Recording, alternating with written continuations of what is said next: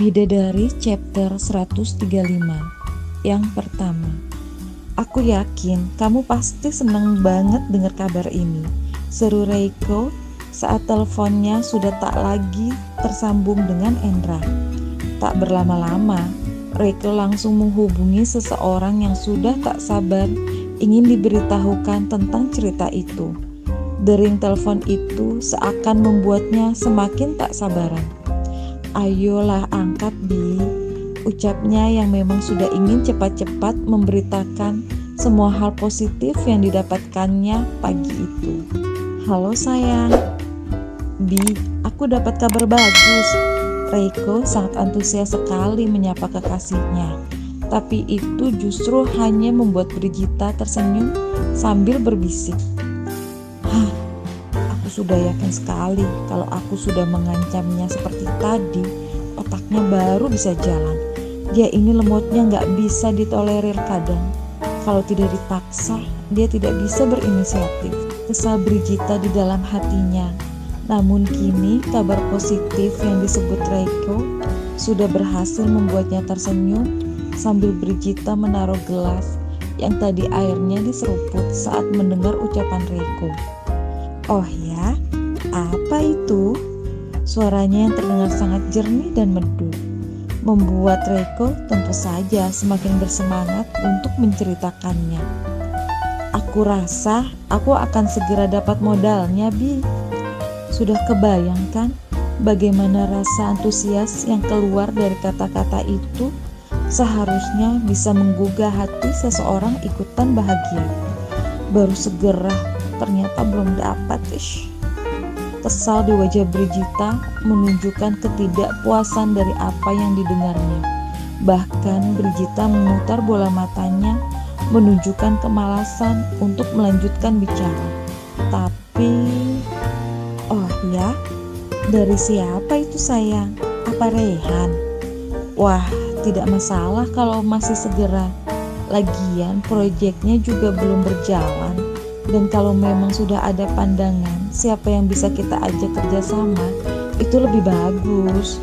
Mungkin kita bisa mengikat Tommy dengan menandatangani perjanjian agar dia tidak memberikan itu pada pihak lain." Kenapa dia tidak memberikan selamat padaku dulu? Sebenarnya mendengar penjelasan Brigita barusan, ada yang kurang dalam hati Reiko. Seperti tidak dihargai dengan kata selamat atau terima kasih. Tapi mungkin saja dia masih stres karena kepikiran masalah modal ini.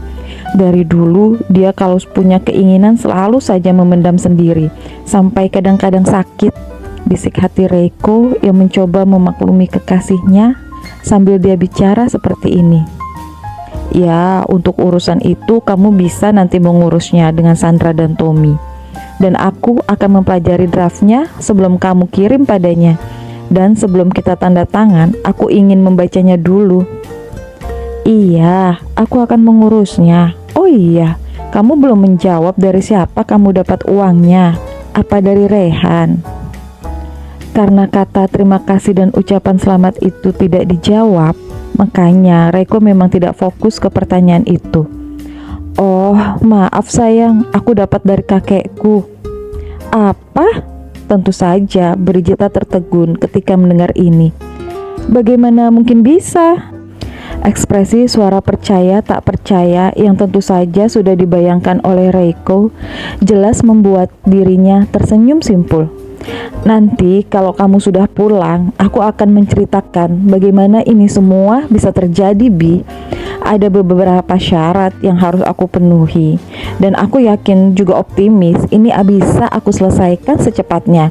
Dan kita bisa dapat modal sebelum proyek itu dilepaskan oleh MTC. Tinggal memastikan apakah memang Tommy mendapatkan tender itu atau tidak." "Tommy pasti dapat, sayang." Jawabannya membuat Brigita semakin tak sabar. "Kalau begitu, aku akan segera ke Jakarta. Hari ini juga aku pulang. Aku ingin dengar syarat-syarat itu semuanya, sayang." Kata-kata yang membuat Reiko menelan salivanya. "Kamu pulang hari ini juga?" Reiko masih berusaha untuk mempertahankan suaranya, walau sebenarnya dia memiliki rasa khawatir yang besar yang tak bisa dikatakan dan ungkapkan itu. "Kenapa suaramu seperti tidak suka kalau aku pulang?" tanya yang membuat Reiko menyugar rambutnya ke belakang sambil dia bicara. "Tentu saja aku senang dong sayang. Cuma tadi aku kaget aja sama keputusanmu. Apa nggak ngerusak liburan kamu?" "Tenang aja, aku bisa liburan kapan-kapan lagi kok. Lagian nggak enak liburan sendirian di sini." Lagi-lagi Reiko mengusap dahinya mendengar ucapan dari Bijita. "Oh, bagus kalau gitu. Aku sudah sangat merindukanmu. Gak sabar aku tunggu kamu pulang sayang." Makanya sekalian aku juga rindu kehangatanmu. Males aja malam-malam tidur sendiri tanpa ada yang memelukku sayang." "Ah iya, aku juga sama, rindu kamu. Ya sudah, kamu pulanglah ke sini. Penerbangan jam berapa?" tanya Reiko dengan mimik wajah yang entahlah, tidak seperti orang bahagia atau ada pikiran lain yang menyangkut dalam benaknya. "Malam mungkin sayang, ya sekitar jam 8-an. Mungkin aku akan sampai rumah." "Baiklah, tapi aku masih banyak urusan yang harus aku bereskan tentang proyek ini, Bi. Maksudku, supaya aku bisa memenuhi syarat dan bisa mendapatkan kepercayaan kakek menyerahkan modal itu. Maksudku, aku rasa aku tidak bisa menjemputmu, Bi." "Ya sudah, tidak apa-apa sayang. Aku akan mengabarimu kalau aku sudah sampai di apartemen." Kata-kata yang tentu saja membuat Reiko menghempaskan nafas pelan, tapi tidak terdengar oleh Brigita. "Bi, kalau begitu sebelum kamu sampai ke apartemen aja, kamu beritahu aku dulu ya. Aku harus menyiapkan sesuatu di rumah ini." Apa? Kamu memang sedang menyiapkan apa di sana?" Kata-kata yang membuat Reiko memutar bola matanya. "Kamu tahu kan, ada syarat-syarat yang diberikan kakekku. Aku harus memanipulasi sesuatu dulu, tak bisa sembarangan." Lagi-lagi Reiko berbohong. Mana ada syarat yang diberikan di dalam apartemen itu. Tapi apakah Brigita menyadarinya? "Ya sudahlah, aku akan mengabarimu sebelum aku sampai ya sayang. Apa sebaiknya aku menghubungi sebelum aku sampai ke gedungnya aja?" "Lebih baik, my queen." "Ya sudah, aku tutup dulu teleponnya." Dengan rasa bahagia dan penuh kemenangan, dua bangka itu akhirnya menyetujui memberikan modal. Apa yang kamu janjikan padanya, Reiko Byakta Adiwijaya? Dan kini Brigita pun mengerucut bibirnya. Apa memiliki anak dari wanita itu? Brigita menunjukkan mimik wajah jijik saat hatinya sudah menduga seperti ini. Wanita tidak berguna itu tidak akan pernah bisa mengalahkanku. Aku terlalu hebat untuk dibandingkan dengannya. Kalau kakekmu mengira dia lebih baik dariku, kakekmu sangat bodoh. Apa memang yang bisa dibanggakan dari seorang gadis kampung? Senyum di bibir Brigita ketika dia bangun dari kursi makannya dan sudah memencet sebuah nomor sambil dia berbisik di hatinya. Aku buktikan setelah aku memiliki banyak uang dan menjadi kekasih Gerard Peterson, maka aku akan membuang cucumu dan membuat hidup keluargamu sengsara. Brigita berbisik di saat yang bersamaan. Hai, kau sudah bangun? Ada apa lagi? Masih hangover dan butuh infus? Sudah aku katakan kan, kalau aku sudah mengancamnya, maka modal itu akan segera didapatkan olehnya. Jawaban yang tentu saja membuat Sandra tersenyum, meski jawaban itu bukan sebuah jawaban dari pertanyaan yang dia suguhkan pada Brigita. Wow, selamat. Kalau begini ceritanya, saat rapat bersama dengan MTC, aku akan mengajakmu supaya kamu juga bisa bertemu dengan Gerard Peterson. Hahaha, itu memang harapan terbesarku juga.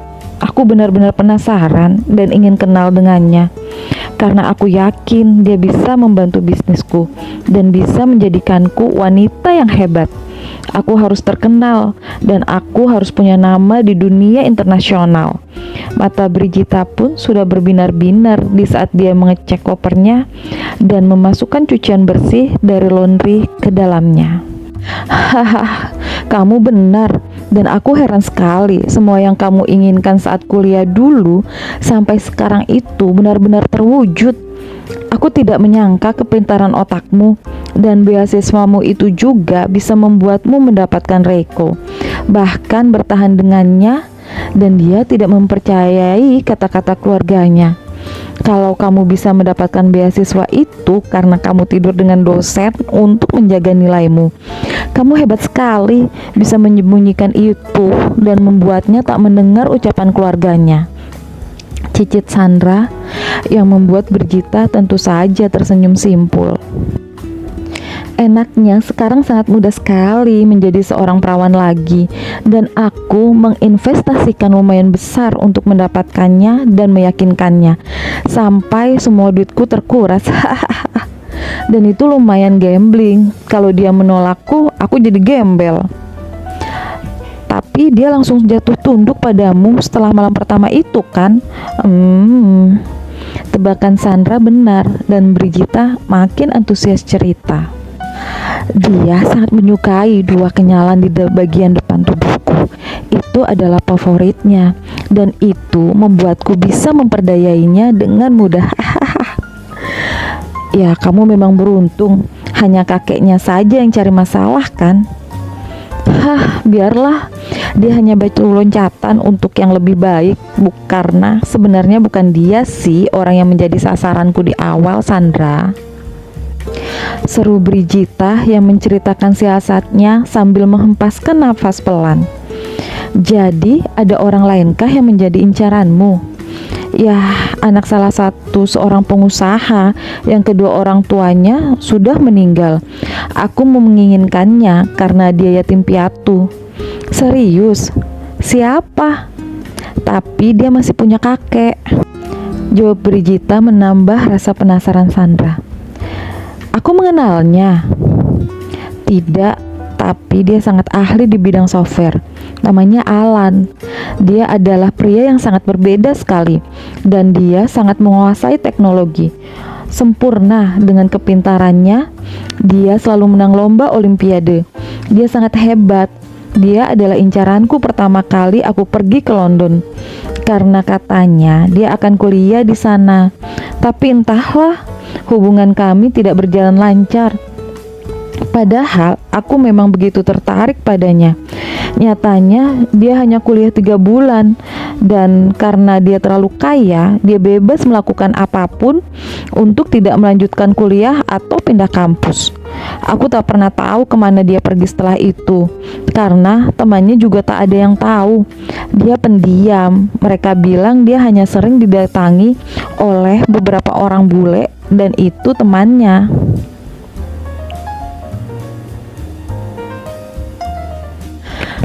Dia diculik, entahlah, tapi dia masih eksis di Indonesia bisnis keluarganya. Hanya aku tak tahu dia di mana sekarang, bukan urusanku lah. Brigita kesal sendiri kalau memikirkan Alan. Pokoknya dia membuat hidupku sulit, padahal aku ingin bergantung kehidupanku dengan mengencaninya. Protes Brigita lagi yang mengingat masa-masa itu. Jadi dia adalah orang yang mengganggu pikir hatimu, tapi tidak pernah kesampaian. Tapi ya aku memang menginginkannya, dan asal kamu tahu, dia adalah laki-laki pertama dalam hidupku yang pernah membobolku. Dan saat itu kami masih SMA karena kami satu sekolah. Wow, bagaimana bisa? Dan kenapa kamu tidak mempertahankannya? Kami hanya one night stand, dan aku bukanlah wanita pertama untuknya. Dia mengatakan padaku kalau dia tidak akan pernah terikat dengan wanita. Dia tak ada niat menikah atau punya anak. Dan apa itu alasanmu berpindah pada Reiko? Dia terlalu manis untuk tak diambil madunya. Bahkan saat pertama kali aku mengenalnya, aku tahu banyak sekali wanita yang mengejarnya. Aku tahu dia adalah orang kaya dan dia bisa menyokong hidupku. Itulah kenapa aku melakukan operasi mengembalikan diriku menjadi perawan lagi. Tapi sayangnya ada satu orang yang mencari tahu kejadian ini di keluarganya. Hingga aku harus mengatakan kalau itu bukan aku. Dan untung saja aku berangkat ke sana bersama dengan temanku. Lalu ada senyum di bibir Brigita sebelum dia melanjutkan. Aku juga cukup pintar dengan mengatakan bahwa keluarganya cukup kaya. Dan untuk memisahkan kami bisa dengan menggunakan cara mudah membayar dokter dan mengatakan bahwa akulah yang melakukan operasi itu dan mengedit video CCTV. Dan yang lainnya itu bisa dimanipulasi juga, bukan? Karena aku dan temanku sama-sama masuk ke dalam ruangan operasi itu dan dia tak bisa menebak siapalah yang melakukan operasinya. Lalu kenapa kamu membawa temanmu? Apa dia operasi juga? Tidak, aku sudah memikirkan ini. Kalau keluarganya kemungkinan akan sulit menerima. Jadi, aku sudah melakukan sebuah persiapan yang tentu saja lebih baik daripada jeratanku pada alanku.